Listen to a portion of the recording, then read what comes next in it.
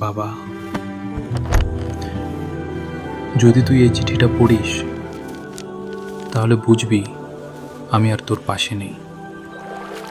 এই মাটির ঘরটা, এই ভাঙা উঠান, সব কিছুই হয়তো তোর কাছে কষ্টের মনে হবে, কিন্তু বাবা, এই মাটির মধ্যেই আমার স্বপ্ন ছিল।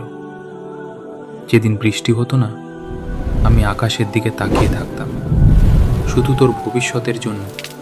তোকে ভালো স্কুলে পড়াতে পারিনি, ভালো কাপড় দিতে পারিনি, কিন্তু বিশ্বাস কর, আমি কখনো চেষ্টার কমতি রাখিনি। একদিন তুই বড় হবি, এই গ্রাম ছেড়ে শহরে যাবি, কিন্তু একটা কথা মনে রাখিস, শিকড় ভুলে যাস না, কারণ এই মাটিতেই তোর বাবার ঘাম মিশে আছে, আর এই মাটিতেই আমার ভালোবাসা রেখে গেলাম। ভালো থাকিস বাবা।